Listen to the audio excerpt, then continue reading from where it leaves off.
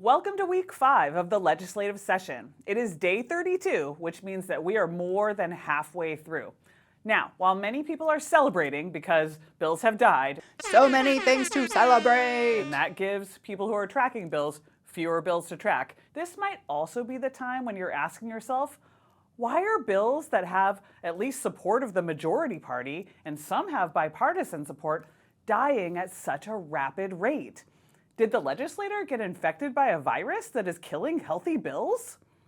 And while the answer is no, it certainly can seem so if a bill you are advocating for dies. Now, this happens because the legislators have to prioritize what they support. Priorities are key. So, let's examine the actions that legislators have taken that showcase the priorities that they have.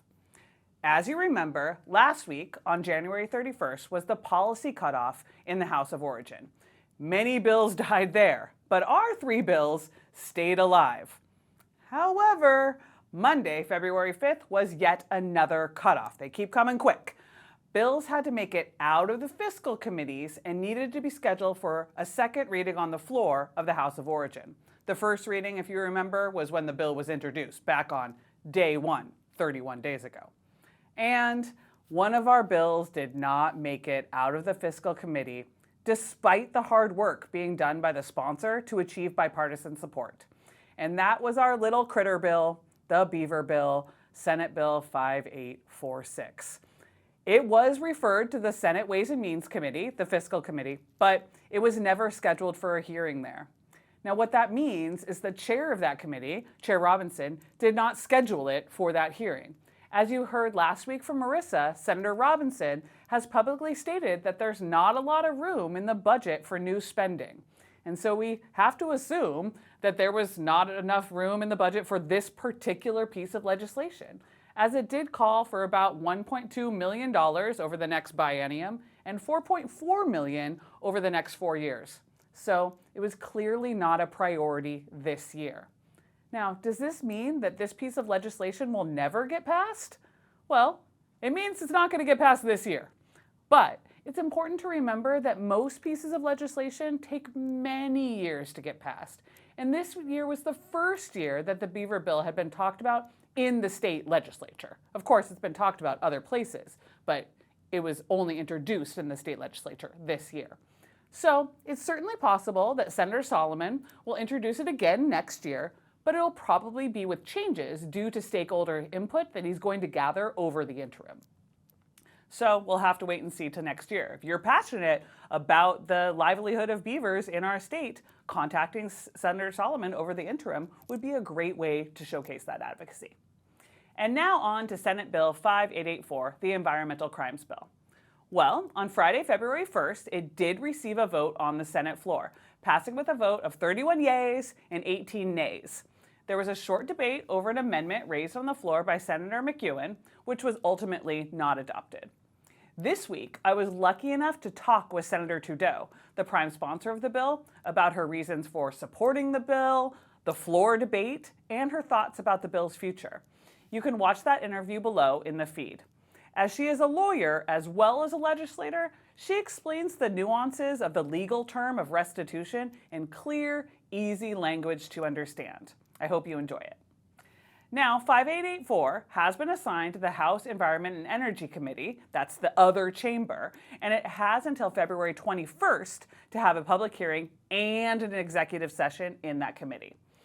Now, just today, it has been scheduled for its public hearing on February 14th at 10:30 a.m. Remember, if it doesn't receive an executive session after that public hearing, it will die. If this is a bill that you're interested in passing, or not passing, there are a few things that you can do to showcase your advocacy. 1. Sign up to testify at the February 14th hearing. 2. Email a member of the House Environment Committee, especially if your representative is on that committee.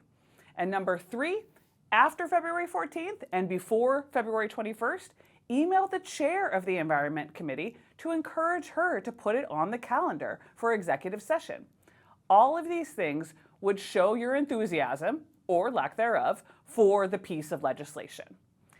And now, for the big omnibus piece of legislation that we are following, the REWRAP Act, Second Substitute House Bill 2049, which again is a fancy way of saying that it's been amended and changed twice.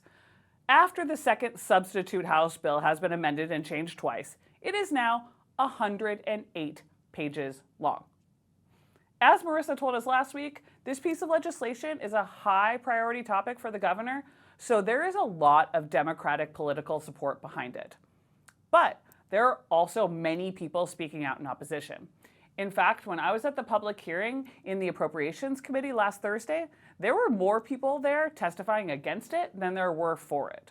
Since it was a fiscal committee hearing, this is not entirely surprising, as the testimony did mostly revolve around the perceived cost of the legislation to the consumer. We heard more from the people in favor of the bill in the policy committee prior to this appropriation committee. Now, 2049 had its executive session on Saturday, February 3rd. Yes, the legislators are working on Saturdays. They're working against the cutoff deadline of Monday, February 5th. So this House Appropriations Committee was over 7 hours long. They heard a lot of bills. When it was finally time for the executive session for Second Substitute House Bill 2049, there was an amendment raised by Representative Stonier that detailed a study done for the Department of Ecology. This amendment was adopted and rolled into the bill. Marissa is going to talk more about this complex and somewhat unusual amendment in her analysis of what happened last week. Ultimately, the bill was passed out of committee along party lines, and it currently awaits to be pulled from rules. It has until the 13th of February to have a House floor vote. So that's where we stand at the halfway point. There is a lot of legislative push for the REWRAP Act, so it is quite likely that it will get pulled from rules and get a House floor vote. Now, if you find yourself at this point getting frustrated with the fact that the legislation that you're advocating for is not a priority this year, what is important to remember at this halfway point is that the legislature only works part-time.